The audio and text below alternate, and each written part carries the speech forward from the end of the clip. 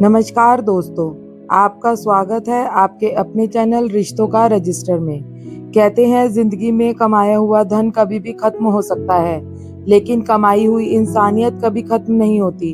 वक्त आने पर वही इंसानियत किसी फरिश्ते की तरह लौटकर हमारे सामने खड़ी हो जाती है। आज की कहानी एक ऐसे ही परिवार की है जिसने गरीबी में भी उम्मीद का दामन नहीं छोड़ा और एक अनजान इंसान ने उनकी जिंदगी हमेशा के लिए बदल दी। तो चलिए शुरू करते हैं आज की कहानी। कानपुर शहर की एक साधारण सी कॉलोनी में सुरेश वर्मा अपनी पत्नी रमा, 9 साल की बेटी गुड़िया, 6 साल के बेटे चिंटू और अपनी बुजुर्ग माँ शांति जी के साथ किराए के 2 कमरों के छोटे से मकान में रहता था। सुरेश पेशे से ऑटो चालक था। सुबह सूरज निकलने से पहले घर से निकल जाता और देर रात तक मेहनत करके जो भी कमाई होती उसी से घर का चूल्हा जलता था। रमा घर संभालने के साथ साथ सिलाई का काम भी कर लेती थी ताकि बच्चों की पढ़ाई में कोई कमी ना रहे। शांति जी उम्र दराज जरूर हो चुकी थी, लेकिन घर के छोटे छोटे काम आज भी खुद करती थी। हर सुबह बच्चों को तैयार करके स्कूल भेजना और भगवान के सामने पूरे परिवार की सलामती की प्रार्थना करना उनकी आदत थी। उस दिन भी सुबह का माहौल बिल्कुल सामान्य था। सुरेश तैयार होकर बाहर आया, माँ के पैर छुए और मुस्कुराकर बोला, माँ आज भगवान ने चाहा तो अच्छी कमाई हो जाएगी। इस महीने का किराया भी देना है और गुड़िया की फीस भी भरनी है। शांति जी ने उसके सिर पर हाथ फेरते हुए कहा, बेटा मेहनत करने वाले को भगवान कभी खाली हाथ नहीं लौटाते, बस संभल कर गाड़ी चलाना। इतने में रमा टिफिन लेकर बाहर आई और बोली, सुनिए खाना समय पर खा लीजिए, काम के चक्कर में फिर भूल मत जाइएगा। सुरेश मुस्कुराया, अच्छा बाबा, आज आपकी बात मान लूंगा। उसने गुड़िया और चिंटू को प्यार किया और ऑटो लेकर निकल गया। किसी को जरा भी अंदाजा नहीं था कि यह मुस्कुराहट पूरे परिवार की सबसे कठिन परीक्षा की शुरुआत बनने वाली है। करीब 11 बजे रमा रसोई में दोपहर का खाना बना रही थी कि उसका मोबाइल बज उठा। स्क्रीन पर कोई अनजान नंबर था। उसने फोन उठाया तो दूसरी तरफ से आवाज आई, नमस्ते, क्या मैं सुरेश जी के घर पर बात कर रहा हूँ? रमा का दिल हल्का सा घबराया। उसने कहा, जी, आप कौन बोल रहे हैं? सामने वाले ने शांत लेकिन जल्दी जल्दी बोलते हुए कहा, मैं राजेश बोल रहा हूँ। सड़क पर सुरेश जी के ऑटो का एक्सीडेंट हो गया है। हमने उन्हें सिटी लाइफ अस्पताल पहुंचाया है। आप घबराइए मत, लेकिन जितनी जल्दी हो सके अस्पताल आ जाइए। इतना सुनते ही रमा के हाथ कांपने लगे। उसके हाथ से मोबाइल लगभग छूट गया। वह भागती हुई आंगन में पहुंची। शांति जी तुलसी के पास बैठकर माला जप रही थी। रमा की आंखों से आंसू बह निकले। उसने खुद को संभालते हुए कहा, माँ जी, अभी अस्पताल से फोन आया था। इनके ऑटो का एक्सीडेंट हो गया है। इन्हें सिटी लाइफ हॉस्पिटल में लेकर गए हैं। इतना सुनते ही शांति जी के हाथ से माला नीचे गिर गई। उनका चेहरा पीला पड़ गया। वह घबराकर खड़ी हुई और बोली, हे राम, मेरे बेटे को क्या हो गया? उनकी आंखों से आंसू बहने लगे। रमा खुद भी टूट चुकी थी, लेकिन उसने हिम्मत करके शांति जी का हाथ पकड़ा और बोली, माँ जी, अभी हमें हिम्मत रखनी होगी। थोड़ी देर में गुड़िया और चिंटू भी स्कूल से आ जाएंगे। आप घर पर रहिए, मैं अस्पताल जाकर देखती हूँ। जैसे ही डॉक्टर से बात होगी मैं आपको तुरंत फोन करूंगी। शांति जी ने कांपते हाथों से उसके सिर पर हाथ रखा और बोली, जा बेटी, भगवान सब ठीक करेगा। रमा बिना एक पल रुके घर से निकल गई। रास्ते भर उसके मन में बस एक ही बात चल रही थी, हे भगवान, मेरे पति को कुछ मत होने देना। अस्पताल पहुंचते ही वह इमरजेंसी वार्ड की तरफ दौड़ी। वहां कई लोग खड़े थे। एक नर्स जल्दी जल्दी अंदर बाहर आ जा रही थी। तभी एक डॉक्टर बाहर आए और ऊंची आवाज में बोले, सुरेश वर्मा के साथ कौन आया है? रमा तुरंत उनके पास पहुंची और घबराई हुई आवाज में बोली, जी डॉक्टर साहब, मैं उनकी पत्नी।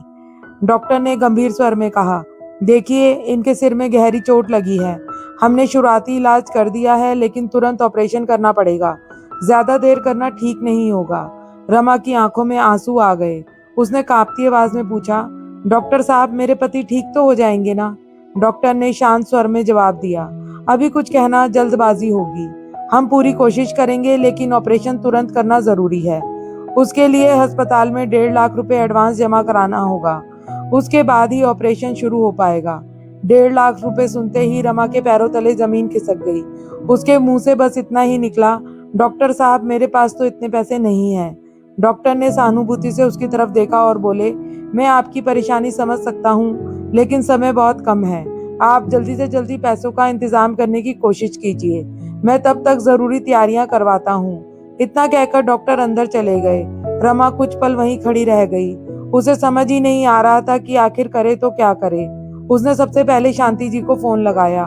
उधर से कांपती हुई आवाज आई, हाँ बेटी, क्या कहा डॉक्टर ने? रमा ने खुद को संभालते हुए कहा, माँ जी, डॉक्टर कह रहे हैं कि ऑपरेशन करना पड़ेगा, 1.5 लाख रुपए जमा कराने होंगे। यह सुनते ही शांति जी की आवाज भर्रा गई, इतने पैसे बेटा? हमारे पास तो। कुछ पल के लिए दोनों तरफ खामोशी छाई रही। फिर शांति जी बोली, तू हिम्मत मार, मत हारना। मैं भी भगवान से प्रार्थना कर रही हूँ, कुछ ना कुछ रास्ता जरूर निकलेगा। रमा ने फोन रखा और एक एक करके उसके अपने रिश्तेदारों को फोन मिलाना शुरू कर दिया। किसी ने कहा मेरे पास अभी इतने पैसे नहीं है, किसी ने कहा मैं कोशिश करता हूँ। कई लोगों ने फोन ही नहीं उठाया। हर बार उम्मीद टूटती और उसकी आंखों से आंसू निकल आते। वह अस्पताल के एक कोने में बैठ गई, दोनों हाथ जोड़कर भगवान से बस एक ही प्रार्थना कर रही थी, हे भगवान, मेरे पति ने कभी किसी का बुरा नहीं किया, आप उनकी रक्षा कीजिए। तभी स्कूल की छुट्टी होने के बाद शांति जी गुड़िया और चिंटू को लेकर अस्पताल पहुंची। दोनों बच्चे घबराए हुए थे। गुड़िया दौड़कर अपनी माँ के पास आई और बोली, मम्मी, पापा कैसे हैं? रमा ने बेटी को गले लगा लिया। उसके पास कोई जवाब नहीं था। चिंटू भी माँ का हाथ पकड़कर चुपचाप खड़ा हो गया। शांति जी ने रमा की आंखों में देखा तो समझ गई कि अभी तक पैसों का इंतजाम नहीं हुआ है। उन्होंने अपने हाथों की पुरानी सोने की 2 चूड़ियां उतारी और रमा के हाथ पर रखते हुए बोली, बेटी, इन्हें बेच दे, शायद कुछ पैसे मिल जाएं। रमा की आंखें भर आई। उसने चूड़ियां वापस करते हुए कहा, माँ जी, इससे भी इतनी बड़ी रकम नहीं आएगी, आप इन्हें संभाल कर रखिए। शांति जी की आंखों से आंसू बह निकले। उसी समय अस्पताल के स्पेशल वार्ड में शहर के जाने माने उद्योगपति और समाज सेवी हरि नारायण अग्रवाल अपनी नियमित स्वास्थ्य जांच के लिए आए हुए थे। जांच पूरी होने के बाद वह अपने सहायक मोहन के साथ बाहर निकल रहे थे। तभी उनकी नजर कॉरिडोर में बैठे उस परिवार पर पड़ी। एक तरफ रोती हुई बहू, दूसरी तरफ बूढ़ी माँ भगवान का नाम जप रही थी और दोनों छोटे छोटे बच्चे सहमे हुए अपनी माँ का हाथ पकड़कर खड़े थे। हरि नारायण जी कुछ पल वहीं रुक गए। उन्होंने धीरे से मोहन से पूछा, क्या बात है? पूरा परिवार इतना परेशान क्यों है? मोहन ने अस्पताल के स्टाफ से जानकारी लेकर लौटकर बताया, साहब, उस महिला के पति ऑटो चलाते हैं, उनका सड़क हादसा हो गया है। डॉक्टरों ने तुरंत ऑपरेशन बताया है, लेकिन 1.5 लाख रुपए जमा न होने की वजह से ऑपरेशन शुरू नहीं हो पा रहा। हरि नारायण जी ने एक बार फिर उस परिवार की तरफ देखा। उनकी नजर शांति जी पर ठहर गई, जो हाथ जोड़कर भगवान से अपने बेटे की सलामती मांग रही थी। फिर उन्होंने गुड़िया और चिंटू को देखा, जिनके चेहरे पर डर साफ दिखाई दे रहा था। हरि नारायण जी ने गहरी सांस ली और बोले, मोहन, चलो उस परिवार से मिलते हैं। हरि नारायण जी धीरे धीरे रमा के पास पहुंचे। उन्होंने बहुत शांत स्वर में कहा, बेटी, घबराना मत, मेरा नाम हरि नारायण अग्रवाल है। अभी मोहन ने मुझे तुम्हारी पूरी बात बताई है। रमा तुरंत खड़ी हो गई। उसने आंसू पोंछते हुए हाथ जोड़ लिए। हरि नारायण जी ने पूछा, डॉक्टर ने कितनी रकम जमा कराने के लिए कहा है? रमा ने झिझकते हुए जवाब दिया, बाबूजी, 1.5 लाख रुपए। इतना कहते कहते उसका गला भर आया। उसने आगे कहा, मैंने जितने रिश्तेदार थे सबको फोन कर लिया, किसी के पास पैसे नहीं है, कोई फोन नहीं उठा रहा, अब समझ नहीं आ रहा कि क्या करूं। शांति जी ने हाथ जोड़ते हुए कहा, बेटा, भगवान तुम्हें सुखी रखे, अगर मेरे बेटे की जान बच जाए तो सारी उम्र तुम्हारा एहसान मानूंगी। हरि नारायण जी ने तुरंत उनके हाथ पकड़ लिए और बोले, माँ जी, ऐसा मत कहिए, अभी सबसे जरूरी आपके बेटे का इलाज है। इतना कहकर उन्होंने अपने सहायक मोहन से कहा, चलो अकाउंट सेक्शन चलते हैं। रमा समझ ही नहीं पाई कि वह क्या करने जा रहे हैं। कुछ ही मिनट बाद हरि नारायण जी अस्पताल के कैश काउंटर पर पहुंचे और बिना किसी से कुछ कहे पूरे 1.5 लाख रुपए जमा कर दिए। रसीद लेकर वह सीधा डॉक्टर विवेक के पास गए और बोले, डॉक्टर साहब, कृपया मरीज का ऑपरेशन तुरंत शुरू कीजिए। डॉक्टर ने रसीद देखी और बिना देर किए ऑपरेशन की तैयारी शुरू करने का निर्देश दे दिया। थोड़ी देर बाद अस्पताल का एक कर्मचारी रमा के पास आया और बोला, मैडम, ऑपरेशन की फीस जमा हो गई है। रमा हैरानी से उसे देखने लगी। उसने घबराकर पूछा, लेकिन पैसे किसने जमा किए? कर्मचारी ने सामने खड़े हरि नारायण जी की तरफ इशारा कर दिया। अगले ही क्षण वह दौड़कर हरि नारायण जी के पास पहुंची। उसकी आंखों से आंसू रुक नहीं रहे थे। वह उनके पैरों की तरफ झुकने लगी, लेकिन हरि नारायण जी ने तुरंत उसे संभाल लिया और बोले, नहीं बेटी, ऐसा मत करो। रमा रोते हुए बोली, बाबूजी, आपने हमारे लिए इतना बड़ा काम कर दिया, मैं आपका ये पैसा कैसे लौटाऊंगी। हरि नारायण जी के चेहरे पर हल्की सी मुस्कान आ गई। उन्होंने बहुत सादगी से कहा, बेटी इसे कर्ज मत समझना। भगवान ने मुझे इतना दिया है कि अगर किसी की जान बचाने में काम आ जाए तो इससे बड़ी बात क्या होगी। अगर कभी जिंदगी में मौका मिले तो किसी और जरूरतमंद की मदद कर देना। बस यही समझूंगा कि मेरा पैसा वापस मिल गया। उनकी बात सुनकर वहां खड़े डॉक्टर, नर्स और दूसरे लोग भी भावुक हो गए। शांति जी की आंखों से आंसू बह निकले। उन्होंने दोनों हाथ उठाकर कहा, भगवान तुम्हें हमेशा खुश रखे बेटा। आज तुमने मेरे बेटे को ही नहीं, पूरे परिवार को नई जिंदगी दी है। इसी बीच स्ट्रेचर लेकर कर्मचारी बाहर आए। सुरेश को ऑपरेशन थिएटर ले जाया जा रहा था। रमा दौड़कर उसके पास पहुंची। सुरेश बेहोश थे, लेकिन रमा को ऐसा लगा जैसे उनकी उंगलियां हल्का सा हिली हों। स्ट्रेचर ऑपरेशन थिएटर के अंदर चला गया और दरवाजा बंद हो गया। रमा, शांति जी, गुड़िया और चिंटू ऑपरेशन थिएटर के बाहर बैठे भगवान का नाम ले रहे थे। हर बार जब दरवाजा खुलता सबकी नजरें उसी तरफ उठ जाती। हरि नारायण जी भी बिना कहीं जाए वहीं कुर्सी पर चुपचाप बैठे रहे। उन्हें देखकर कोई भी नहीं कह सकता था कि वह उस परिवार के लिए बिल्कुल अनजान थे। ऑपरेशन थिएटर का लाल बल्ब लगातार जल रहा था। घड़ी की सुइयां आगे बढ़ रही थी, लेकिन बाहर बैठे हर व्यक्ति को समय जैसे थम गया था। गुड़िया और चिंटू मासूमियत से बार बार पूछते, मम्मी पापा कब बाहर आएंगे। रमा हर बार उनके सिर पर हाथ फेरकर बस इतना ही कहती, जल्दी आएंगे बेटा, भगवान से प्रार्थना करो। शांति जी आंखें बंद किए लगातार भगवान का नाम जप रही थी। लगातार 4 घंटे बाद ऑपरेशन थिएटर का दरवाजा खुला। डॉक्टर विवेक बाहर आए। सब एक साथ उनकी तरफ बढ़े। डॉक्टर ने मास्क हटाते हुए कहा, ऑपरेशन सफल रहा है। अभी मरीज पूरी तरह से खतरे से बाहर तो नहीं है, लेकिन सबसे बड़ा खतरा टल गया है। आगे 24 घंटे हमारे लिए बहुत महत्वपूर्ण होंगे। यह सुनते ही रमा की आंखों में राहत के आंसू बह निकले। उसने दोनों हाथ जोड़कर भगवान का धन्यवाद किया। शांति जी वहीं कुर्सी पर बैठ गई और रोते रोते बोली, हे ठाकुर जी, लाख लाख धन्यवाद। गुड़िया और चिंटू भी अपनी माँ से लिपट गए। डॉक्टर ने सिर्फ 2 मिनट के लिए रमा को अंदर जाने की अनुमति दी। रमा धीरे धीरे आईसीयू में पहुंची। उसने देखा उसके पति के सिर पर पट्टियां बंधी थी। कुछ मशीनें लगी हुई थी, लेकिन उनकी सांसें अब सामान्य चल रही थी। अगले 3 दिन पूरे परिवार ने अस्पताल में ही बिताए। शांति जी घर जाकर बच्चों के लिए खाना बनाती और फिर वापस अस्पताल आ जाती। चौथे दिन सुबह डॉक्टर विवेक मुस्कुराते हुए बाहर आए और बोले, अब आप लोग मरीज से थोड़ी देर बात कर सकते हैं, इन्हें होश आ गया है। यह सुनते ही रमा की खुशी का ठिकाना नहीं रहा। वह अंदर पहुंची तो सुरेश ने बहुत धीमी आवाज में पूछा, माँ, बच्चे सब ठीक है ना। रमा मुस्कुराई और बोली, सब बिल्कुल ठीक है, अब आपको भी जल्दी ठीक होना है। तभी शांति जी भी अंदर आईं। उन्होंने बेटे के सिर पर हाथ फेरते हुए कहा, भगवान ने मेरी सुन ली बेटा। सुरेश ने माँ का हाथ पकड़ लिया। उस पल कमरे में मौजूद हर व्यक्ति की आंखें नम थी। अगले 10 दिनों में सुरेश की तबीयत लगातार सुधरती गई। अस्पताल से निकलने से पहले रमा ने हरिनारायण जी को ढूंढा, लेकिन पता चला कि रिसेप्शन पर उन्होंने रमा के नाम एक लिफाफा छोड़ रखा था। रमा ने कांपते हाथों से उसे खोला। अंदर एक छोटा सा कागज था, जिस पर लिखा था, बेटी धन्यवाद, मुझे मत देना। अगर कभी जीवन में किसी ऐसे इंसान से मिलो जिसे मदद की जरूरत हो, तो तुम मदद करने की स्थिति में हो तो बिना किसी उम्मीद के उसकी मदद कर देना। वही मेरे लिए सबसे बड़ा धन्यवाद होगा। हरि नारायण अग्रवाल। उस छोटे से संदेश ने रमा के दिल पर ऐसी छाप छोड़ दी कि उसने उसी समय मन ही मन संकल्प किया, जिस दिन भगवान मुझे किसी की मदद करने लायक बनाएंगे, उस दिन मैं बाबूजी की यह सीख कभी नहीं भूलूंगी। समय धीरे धीरे आगे बढ़ता गया। सुरेश पूरी तरह स्वस्थ हो गया। उन्होंने पहले से भी ज्यादा मेहनत शुरू कर दी। कई वर्षों में उन्होंने अपना छोटा सा ट्रैवल सर्विस का काम शुरू कर लिया। रमा ने सिलाई का काम बढ़ा दिया। गुड़िया और चिंटू पढ़ाई में आगे बढ़ते गए। देखते ही देखते 5 साल बीत गए और एक बरसाती शाम भगवान ने उस परिवार की परीक्षा नहीं, बल्कि उनके वचन को निभाने का अवसर उनके सामने ला खड़ा किया। एक शाम तेज बारिश हो रही थी। रमा और सुरेश बाजार से लौट रहे थे। तभी सड़क पर लोगों की भीड़ दिखाई दी।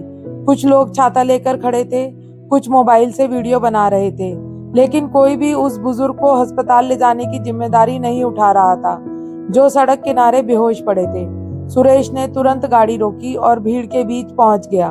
उसने झुककर बुजुर्ग का चेहरा देखा। तभी रमा भी पास आई। जैसे ही उसकी नजर उनके चेहरे पर पड़ी, वह एक पल के लिए ठिठक गई। उसने हैरानी से कहा, सुनिए, ये तो वही बाबूजी हैं जिन्होंने आपकी जान बचाई थी।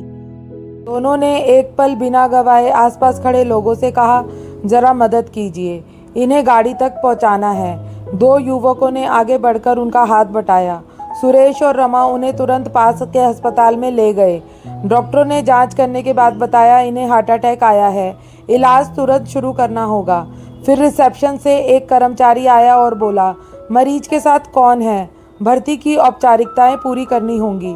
रमा तुरंत आगे बढ़ी और बोली, जी जो भी है ज़रूरी बताइए।